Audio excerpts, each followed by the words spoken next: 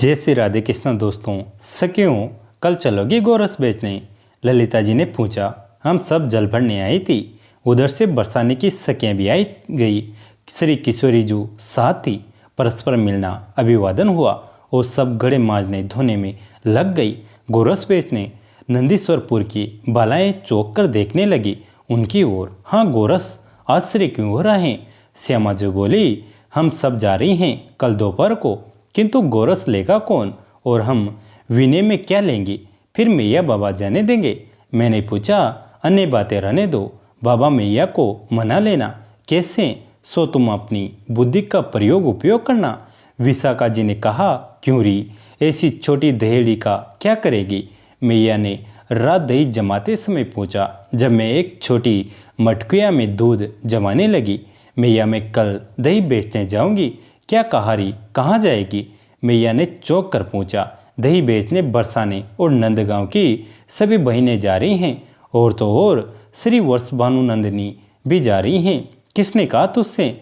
सभी सखियां कह रही थी। श्री किशोरी जी भी वहीं थी। कुछ समझ में नहीं आती इन बड़े लोगों की बातें। नंदमहर के युवराज गाय चराए और वर्ष भानु परे के राजा की बेटी गोरस बेचे। क्या कमी पड़ गई जाने की? कीर्तिदाजू को सुमन सुकुमार लली कहाँ भटकेगी? मैया अपनी धुन में बड़बड़ करती रही। इससे मेरा पिंड छूट गया। नंदगांव से सब सखियां बरसाने गई और वहां से सब मिलकर वन की ओर चली। दोनों ओर श्वेत श्याम पर्वत और बीच में साकरी खोर सखियां अस्थि बोलती जा रही थी। दोनों ओर से वृक्षों पर कपी लदे थे। एकाएक आगे वाली सखियां ठिठक कर रुक गई। सबने नेत्र उठाकर देखा। दोनों पैर फैलाए कुटी पर टिकाई खोर के मुहाने पर श्याम सुंदर खड़े हैं। सखियों ने मुस्कुराकर एक दूसरे की ओर देखा। चंद्रावल जी आगे बढ़ गई। पत काहे को रोके खड़े हो? हमें निकलने दो। कहाँ जा रही हो? श्याम सुंदर बोले, गोरस बेचने। किधर?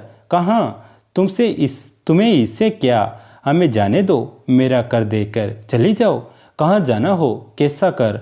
भूमि, मेरी भूमि में होकर निकलने का कर। हाँ, ऐसा अनोखा कर न कभी देखा न सुना। भूमि तुम्हारी है कि राजा की?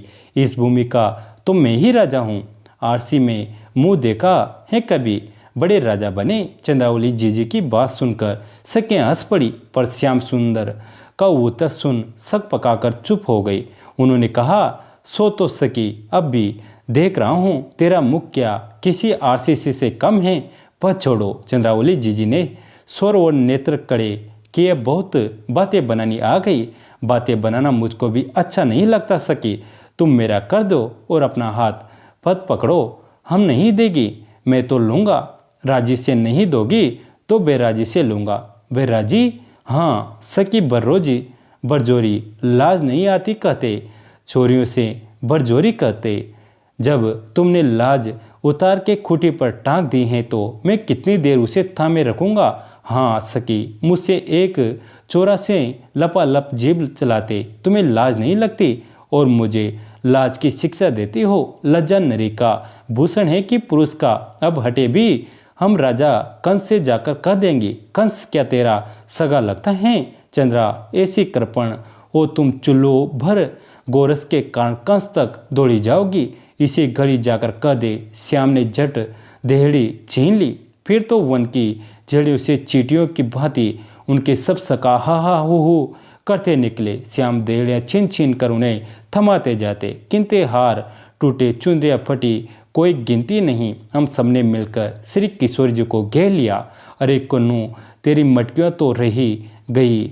मधुमंगल ने कहा तो कहना। फिर दौड़ पड़े। देखा कृष्ण, इस दही को हाथ लगाया तो अच्छा न होगा। क्या करोगे री?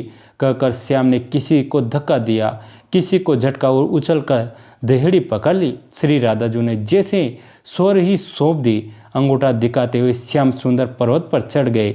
फिर तो उस महाभोज को देखने में हम ऐसी लीन हुई कि अपने टूटे हार और फटे गिले वस्त्रों की सुध भूल गई।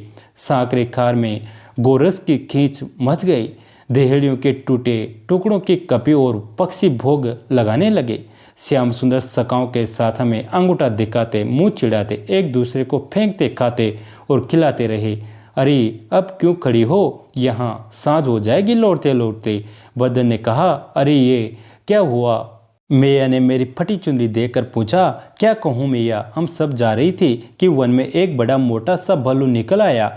उसको देखकर हम सब भागे तो देहड़ियाँ फूट गई और गिरने पड़ने से वस्त्र भी फट गए। हमारा चिल्लाना सुनकर श्याम सुंदर दौड़े आए। उसको भगाकर हम सबको आश्वस्त करके पथ बताया, तब जाकर हम लौट पाए। सुनकर मैया आशीषों की झड़ी लगा दी। जय श्री राधे कृष्ण। दोस्तों कैसी लगी ये कहानी कमेंट करके ज़रूर बताएं। वीडियो को लाइक करें, चैनल को सब्सक्राइब करें, घंटी के बटन को दबाकर ऑल पर क्लिक करें। दोस्तों इस कहानी को अपने दोस्तों के साथ, फैमिली के साथ शेयर जरूर करें। कहानी अंत तक सुनने के लिए आप सभी का तहे दिल से धन्यवाद।